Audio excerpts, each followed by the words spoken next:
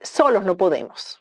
Cuando se compara la situación de Venezuela con la de Siria, hay que establecer cuáles son las diferencias. Y es que a Siria entró un grupo de civiles armados hasta los dientes. Y nosotros no tenemos esa posibilidad en Venezuela, a menos que haya una rebelión interna de quienes manejan las armas en Venezuela. Hoy Edmundo González Urrutia reconoció que hasta este momento, porque se había hablado de que había negociaciones, se había hablado de que Maduro estaba se había hablado, cuando digo se había hablado, no es en este programa, estoy hablando de los diferentes programas donde hay análisis de la situación en Venezuela, que los militares ya están listos, que había unas negociaciones con Estados Unidos para que Maduro se fuera, que ya ellos estaban rendidos. Todo eso lo hemos escuchado. Y Edmundo González Urrutia el día de hoy, repito, cuando falta apenas un mes para la juramentación, dice que ya está claro que esta gente no se va a ir y no se quiere ir. Por lo tanto, sería una gran estupidez que Edmundo González Urrutia llegara a Venezuela a juramentarse, así sea escondido, como dijo él, que él tenía formas de llegar y no se iban a enterar, porque un régimen de facto actúa como actúan los regímenes de facto. Hoy es el 10 de diciembre, una fecha para mí en lo personal muy importante, porque hace 19 años exactos llegué a este país que me dio libertad, este país que respetó mis derechos humanos, y hoy justo se celebra el Día Mundial de los Derechos Humanos. En el programa de hoy vamos a analizar tres discursos que son básicos para entender qué va a ocurrir de aquí al 10 de enero. Falta un mes, ya vamos en cuenta regresiva.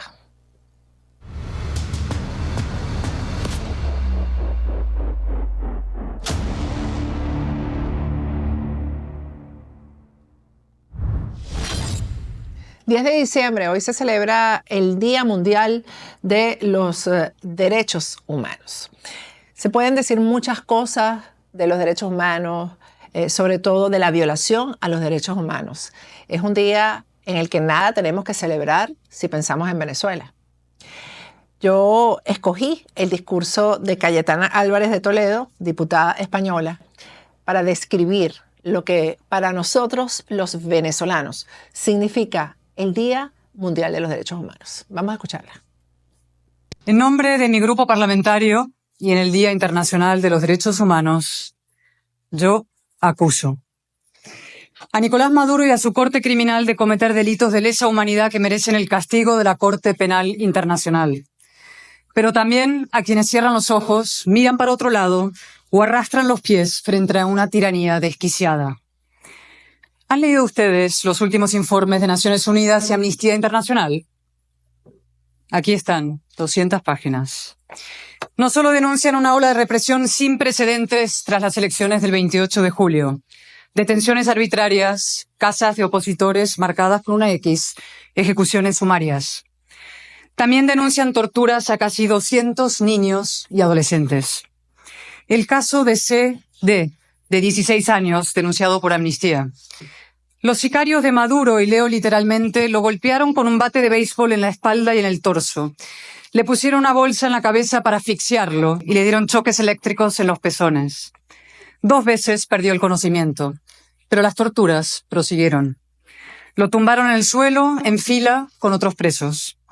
Uno a uno pasaban militares dándoles golpes y patadas para que confesara supuestos pagos por atacar instalaciones del Estado. Todo sórdido, todo falso. El caso de Mariana González, también detenida en la resaca del fraude electoral, acusada sin pruebas de terrorismo, torturada. Lean la carta que escribió a su madre, una mezcla de ternura y de terror. Mamá, le dice, prefiero matarme antes que seguir sufriendo. Maduro no ha tenido más remedio que liberarla, claro. Pero ahí siguen otros 69 niños y adolescentes como ella. Y más de 1.900 adultos, mujeres embarazadas, ancianos, incluso personas discapacitadas. Venezuela es hoy un inmenso campo de torturas, una selva sin ley. Y bien lo saben las víctimas y los presos políticos que hoy nos acompañan desde la tribuna y a los que reitero el apoyo y el afecto de mi grupo. Yo acuso a los líderes y gobiernos internacionales que siguen respaldando a este régimen de terror. Colombia, por ejemplo, destino de millones de exiliados venezolanos. Yo los he visto en la frontera de Cúcuta, madres descalzas cargando a sus niños en brazos, familias enteras huyendo de la violencia y la miseria. ¿Cómo es posible que su gobierno no haga nada para frenar este desastre humanitario? ¿Qué pactos inconfesables, qué oscuras componendas tiene Petro con Maduro? ¿O con Diosdado Cabello, el que manda ahora? ¿Y cómo se explica la pasividad de Brasil? Presume de interlocución con la dictadura, asumió la custodia de la Embajada Argentina en Caracas y permite que los 6 miembros del equipo de María Corina Machado, que llevan desde marzo allí asilados, sean hostigados y acosados sin piedad. He hablado con ellos, sin luz, sin agua, sin apenas comida, rodeados de un lado por las embajadas de Rusia y Corea del Norte, del otro por viviendas expropiadas a golpe de armas largas y reconvertidas en cuarteles del SEBIN. Son rehenes de una organización criminal. 2 de ellos tienen la nacionalidad italiana. Magalí Meda, la jefa de campaña de las Fuerzas Democráticas, es española. ¿Y nadie hace nada? ¿Dónde están los cuerpos diplomáticos de las democracias occidentales? ¿Disfrutando de las paradisíacas playas venezolanas? ¿Preparando la Navidad? ¿Y dónde está el Vaticano?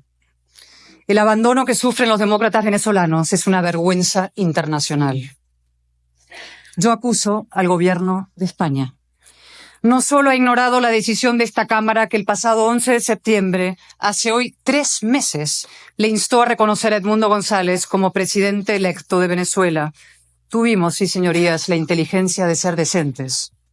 No solo ha despreciado la verdad recogida en las actas y la voluntad soberana de un pueblo hermano, es que encima nos toma por idiotas. Dijo el señor Álvarez el otro día: he visto alusiones en la prensa, pero Edmundo González no me ha pedido directamente que lo reconozca como presidente. ¿Qué pretende su excelencia? ¿Una visita genuflexa? ¿Una carta lacrada? ¿Y por qué desdeña a los países que sí lo han reconocido? No debería. Son, entre otros, Italia y Estados Unidos.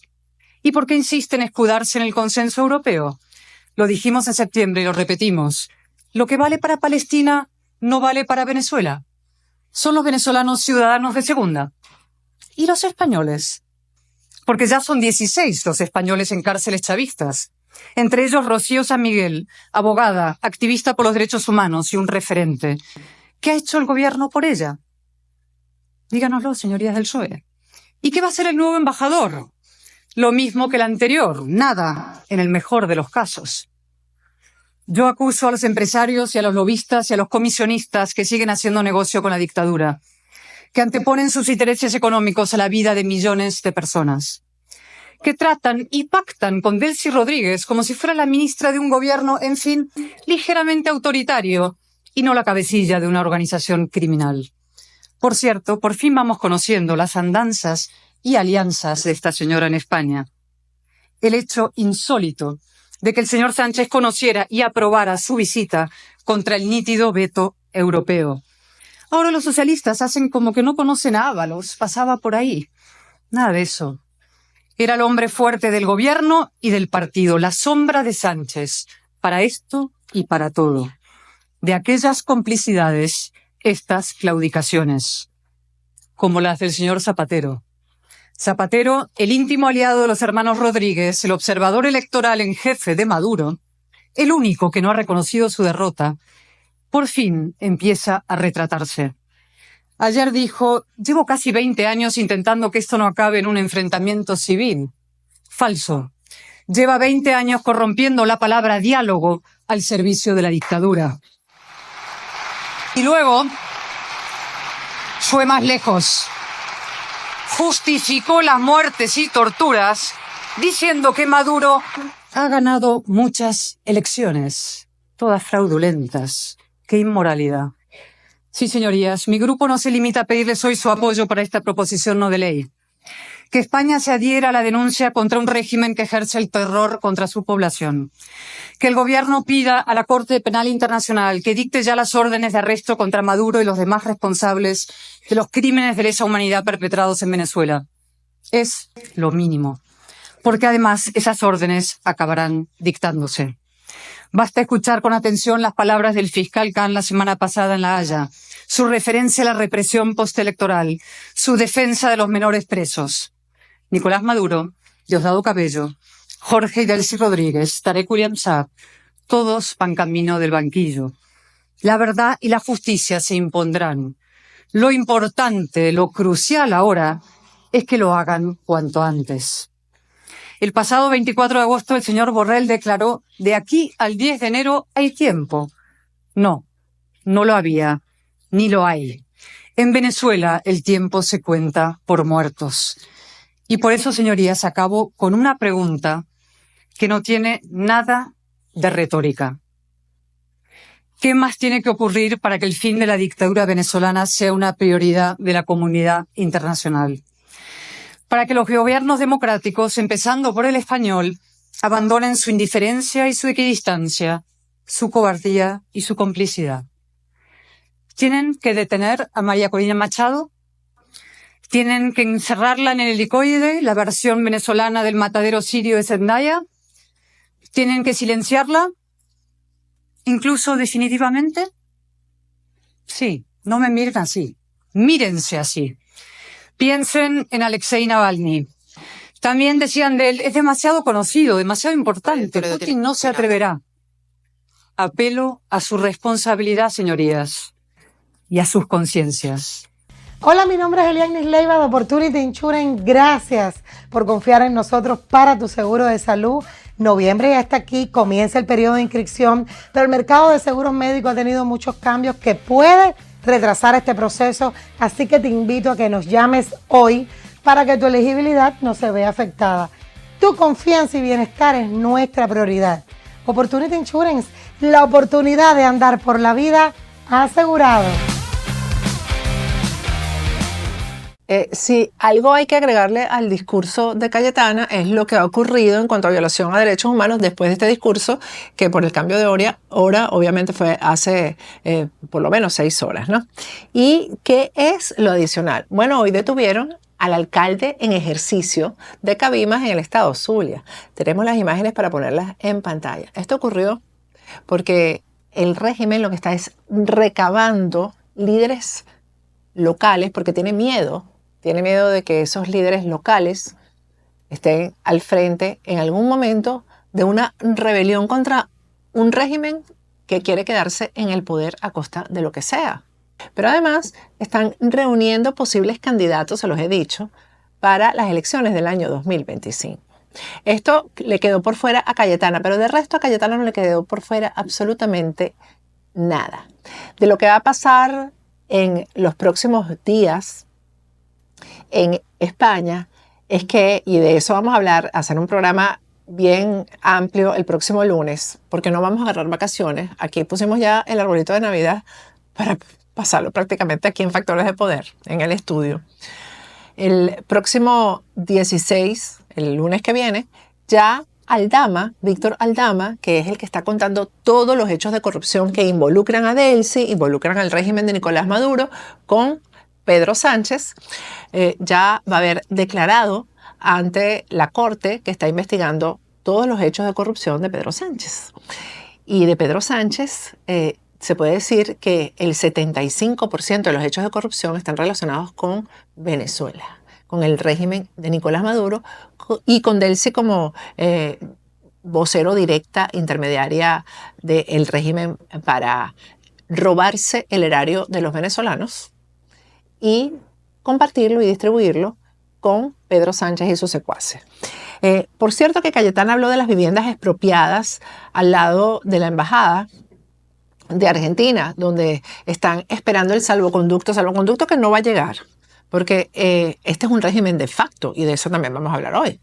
No les van a dar nunca el salvoconducto porque lo que están esperando es que, producto de la desesperación, salgan de la embajada de Argentina y los capturen. Esos van a ser quizás los rehenes más suculentos del régimen una vez que ya la desesperación les impide seguir en la embajada argentina. Una de las viviendas que fue expropiada pertenece a la señora Pérez Recao. Esa señora esa sí es de las ricas de cuna. Estamos hablando de riquezas que no provienen ni de la corrupción ni del enchufe. Estamos hablando de una señora de más de 80 años que tiene la desgracia o ha tenido la desgracia de tener en su casa obras de arte valiosísimas, joyas valiosísimas, porque les repito, son de estas riquezas históricas en Venezuela. O sea, son, digamos, que no es que no se enchufaron en un negocito con Chávez y entonces hicieron plata, ¿no? Eso es gente que tiene dinero de varias generaciones. Bueno, imagínense lo que hicieron estos funcionarios de la DGCIN cuando entraron en esa casa. La señora tuvo que salir huyendo y meterse en la casa de un familiar que vive prácticamente en la misma cuadra.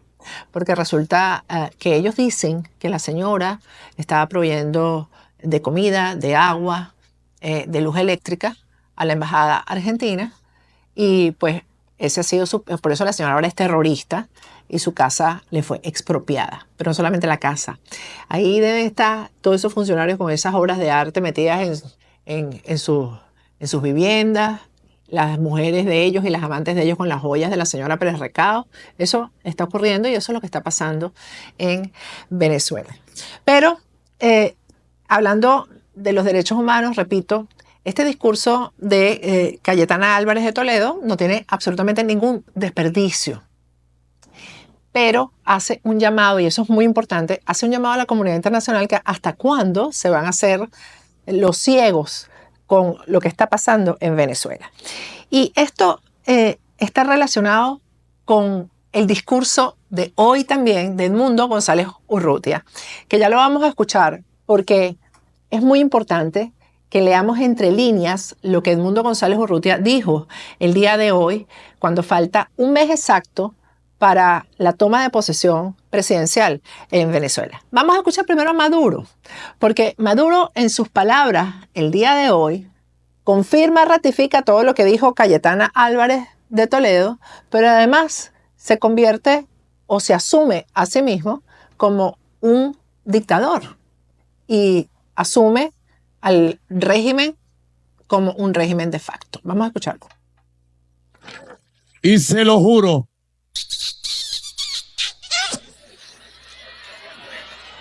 por estas 4 cruces, que esta casa presidencial jamás caerá en manos de un títere de la oligarquía ni del imperialismo.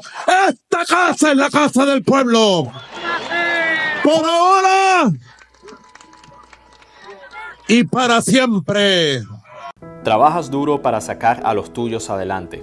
Buscas un mejor porvenir aunque carezcas de estatus migratorio. A veces, una nueva vida en los Estados Unidos es dura, llena de cambios drásticos, adaptaciones e incertidumbres legales. Yo he estado allí. Pero ahora, como abogado de inmigración y ciudadano de este país, mi propósito es ayudarlo a usted y a su familia a alcanzar sus metas en esta gran nación y convertir el sueño americano en su realidad hoy mismo. Para siempre es un régimen de facto. Por cierto que ayer andaba lloroncísimo con lo que pasó con el dictador de Siria y hablando de que hay un complot y una conspiración para que ocurra lo mismo en Venezuela, porque ese es el miedo que tienen. Ese es el temor del que no pueden escapar. Edmundo González Urrutia dijo hoy algunas cosas que me parecen muy importantes. Yo creo que lo primero, vamos a analizarlo después de escucharlo, pero lo primero es que ya él asume que no va a poder juramentarse el 10 de enero porque ese es un régimen. Vamos a escucharlo.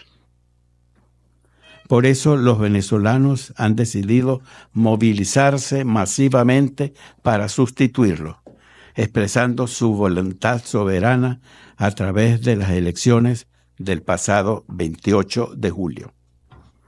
El resultado de dichas elecciones constituye un mandato que debe ser acatado. Hoy falta exactamente un mes para el 10 de enero, la fecha que estipula la Constitución para que el presidente electo asuma sus funciones. Sabemos que de momento, entre quienes aún controlan el Estado venezolano, no existe ninguna disposición de acatar la voluntad ciudadana expresada en las pasadas elecciones presidenciales. Sin embargo, eso es lo habitual en los gobiernos de facto, y por eso también es habitual que estos terminen abandonando el poder a través de situaciones relativamente inesperadas o poco convencionales. Nuestra mano sigue siempre tendida, dispuesta a facilitar una transición ordenada y concertada. Pero eso no nos hace perder de vista la necesidad de seguir ejerciendo la máxima presión democrática y diplomática para concretar el cambio que los venezolanos ya decretaron.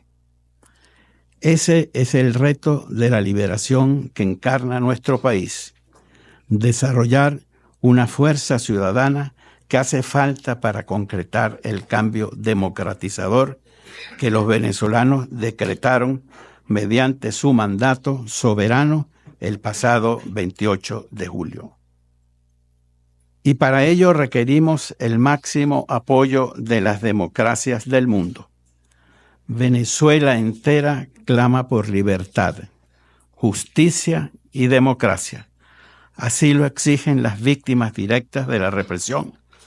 Así lo demanda el más elemental sentido de humanidad.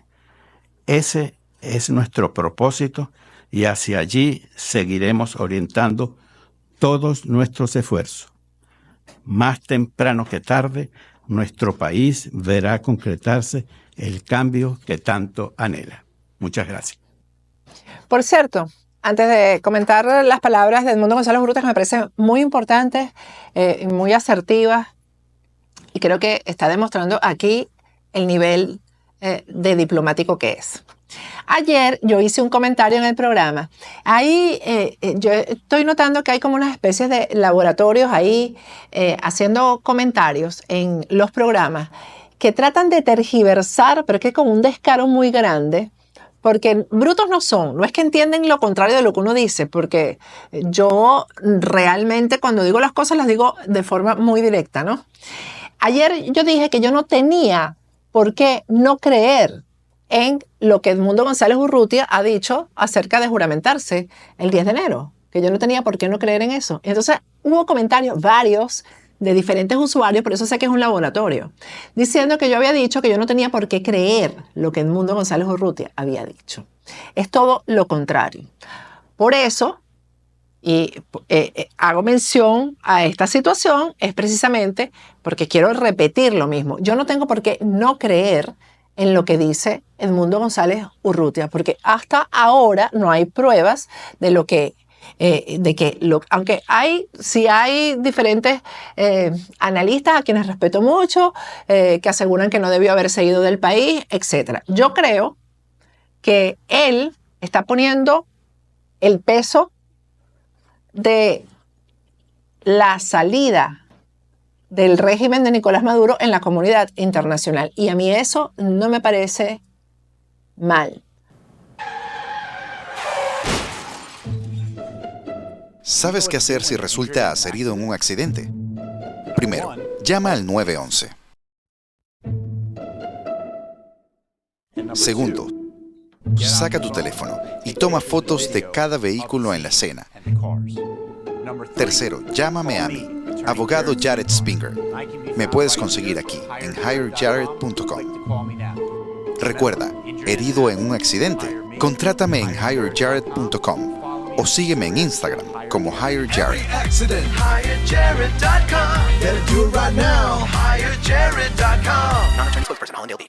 porque eso significa muchas cosas, o podría significar muchísimas cosas.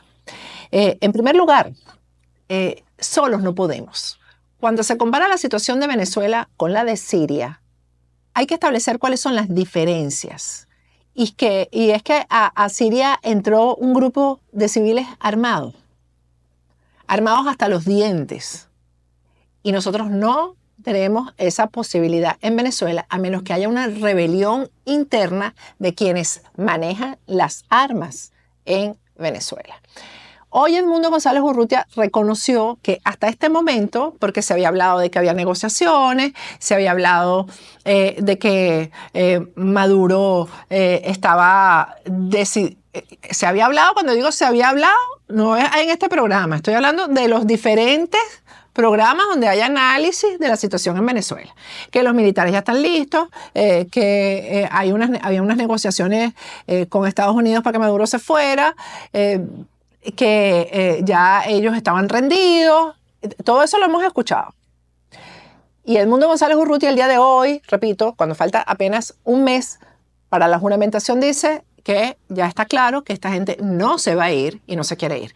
Por lo tanto, sería una gran estupidez que Edmundo González Urrutia llegara a Venezuela a juramentarse, así sea escondido, como dijo él, que él tenía formas de llegar y no se iban a enterar, porque un régimen de facto actúa como actúan los regímenes de facto. ¿Cómo actúan? Ustedes vieron las cárceles en Siria tapiadas, monitoreadas a través de computadoras, pero cuyas computadoras no llevaban o no llevan al lugar exacto donde están los presos tapiados. De manera que han tenido que cavar por todos lados para encontrar personas que tienen 30 y 40 años sepultadas. Ese es un régimen de facto. Entonces, ¿cómo se sale de ese régimen de facto sin la ayuda de la comunidad internacional? Y eso puede significar muchísimas cosas. Eso puede significar también la ayuda militar de la comunidad internacional. Eso puede significar una presión hacia Maduro con la justicia internacional. Ayer hablé de lo importante que es que el Pollo Carvajal colabore aquí en Estados Unidos, porque las revelaciones del Pollo Carvajal van a llevar a Estados Unidos a entender que todo lo que ha venido ocurriendo en Venezuela, todas las relaciones peligrosas del régimen con grupos terroristas, dándole pasaporte a terroristas para que ingresen aquí en Estados Unidos, etcétera, eso ha afectado la soberanía y la seguridad de este país. Entonces, yo dudo que Donald Trump, que está tan concentrado en la seguridad de este país, deje eso de lado y no le importe. Entonces, aquí pueden venir cosas que no tienen que ver quizás con el 10 de enero. Y por eso es que no vamos a concentrarnos en el 10 de enero, porque el 10 de enero se supone que ellos se tienen que ir.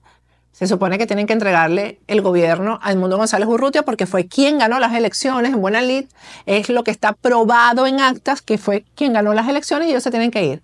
Pero si no se van a tener que irse de alguna manera. Pero la comunidad internacional es muy importante y sobre eso está ejerciendo presión Edmundo González Urrutia. Y tenemos que volver a escuchar el discurso de Cayetana Álvarez de Toledo, que es instando a la comunidad internacional a que se ocupe de lo que está pasando en Venezuela. A esta hora que estamos haciendo el programa, no se sabe dónde está el alcalde de Cabima, ni se sabrá por muchos días, como no se sabe dónde está Perkins Rocha, ni se sabrá por mucho tiempo. Ahí están menores de edad todavía sepultados en las cárceles venezolanas y un régimen encabezado por un tipo llamado Nicolás Maduro que dice que ellos no se van y punto, pase lo que pase. Así que aquí no habrá vacaciones porque día a día esto se va a ir transformando en lo que tiene que ser un problema de la comunidad internacional. Así que con esto me despido hasta mañana.